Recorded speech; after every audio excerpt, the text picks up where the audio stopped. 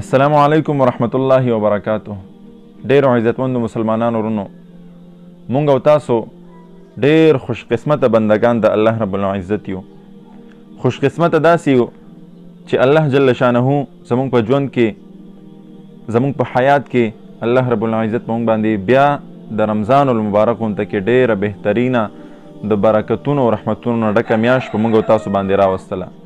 مسلمانانو ورونو، دا میاشت یقینا چې دا ډیره د برکت والا او ډیره د عظمت والا میاشت ده، ځکه چې د دواړو جهانو سردار محمد عربي صلی الله علیه وسلم فرمایي،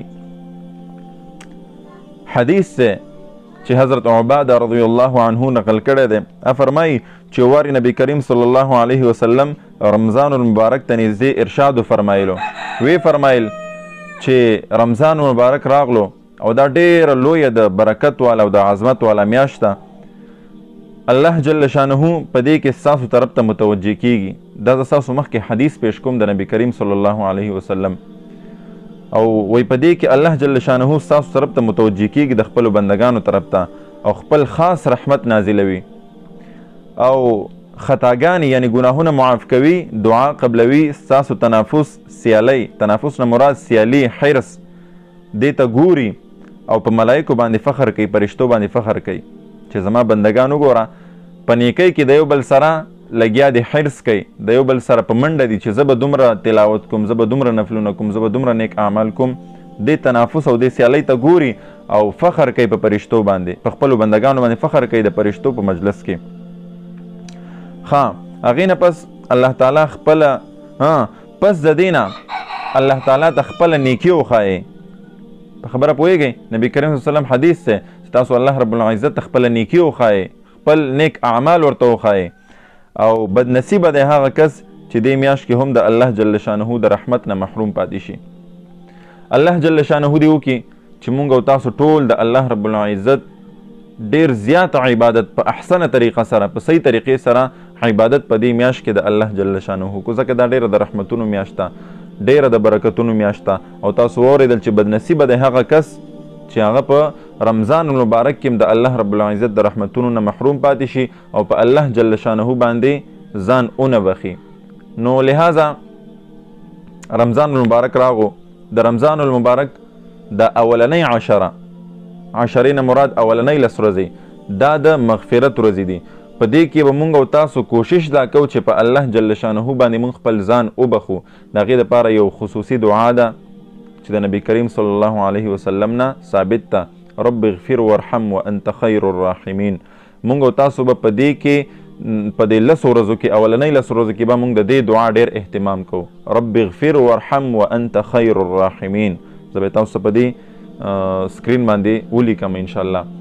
ورپسې سبا انشاءالله کېدای شي روژه شي، نو د روژې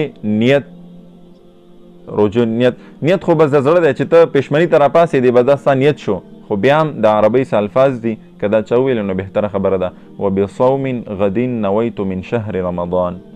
دا نیت شو، درته به ولیکم انشاءالله. خو ما تاسو ویلي که چاته د عربۍ د الفاظ نه ورځي نو چې دی پښمني ته راپاسېدو الرډي د روژه وشوه، د روژې نیت برابر شو. بیا ورپسې د روژه ماتې دعا، نو د روژه ماتې دعا څه داسې ده چې اللهم انی لک صمت وبک آمنت وعلیک توکلت وعلی رزقک افطرت. دا بهترین دعاګانې دي، سنت طریقه ده، د نبی کریم صلی الله علیه وسلم نه ثابت دعاګانې دي چې د دې اهتمام وکړی شي نو ښه خبره ده. باقي د اولنۍ عشرې دعا رب اغفر وارحم وانت خیر الراحمین د دې ډېر زیات فضایل راغلي دي، او دا د الله جل شانه نه د خپل مغفرت طلب کول دي چې الله ته مونږ ته مغفرت نصیب کړي، زموږ ګناهونه مونږ ته معاف کړي، او ته ډېر بهترین مغفرت کوونکی رحم کوونکی ذات یې. نو لہذا د دې خبرو به اهتمام کوئ. انشاءالله د رمضان المبارک چې څومره مسایل دي، څومره خبرې دي، دا به انشاءالله تاسو سره مونږ وخت په وخت شریک کوو، او روزانه به انشاءالله مونږ د فضایل رمضان په باره کې، د رمضان المبارک چې څومره فضایل دي د حدیث مبارکو په رڼا کې به انشاءالله د هغې درس به مونږ تاسو سره شریک کوو روزانه انشاءالله. د هغې دپاره بیا مونږ انشاءالله یو خپل ټایم، خصوصي ټایم مقرر کړو، په هغه ټایم به بیا تاسو سره مونږ راځو، مخاطب کیږو به یا د لایو په ذریعه یا د ویډیو په ذریعه باندې به انشاءالله مونږ تاسو سره د رمضان المبارک چې څومره مسایل دي، څومره فضایل دي، دا به ټول انشاءالله تاسو سره شریکو. مونږ سره اوسیږئ په دغه پیج کې، په دغه خصوصي د رمضان المبارک په دې پروګرامونو کې. الله دې وکړي چې مونږ په دغه رمضان کې داسې اعمال وکړو چې د هغې په وجه الله رب العزت مونږ نه راضي شي او زمونږ کامل مغفرت نصیب کړي. نو لہذا د رمضان المبارک میاشت په مونږ او تاسو باندې راغله، دا ډېره د خوشحالۍ خبره ده، د عظمت خبره ده مونږ دپاره. نو لہذا د رمضان مبارک استقبال په ډېرو نیکو اعمالو سره، په ډېرو ښو اخلاقو سره، په ډېر بهترین روایتو سره د رمضان المبارک استقبال وکړئ.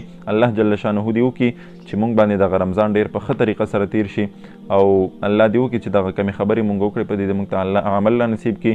نو انشاءالله مونږ به کوشش کوو چې روزانه تاسو سره د رمضان المبارک په باره کې څه ناڅه خبرې وکړو. انشاءالله هغه د حدیثو په رڼا کې به وي، د علماو د مسایلو او دغه رنګې نورو خبرو اترو کې به انشاءالله مونږ تاسو سره شریک کیږو. او زمونږ دغه پیج ځان سره لایک کړئ او څه مسئله انشاءالله څه خبرې انشاءالله په دې کې به مونږ تاسو ته راځو، تاسو سره به شریک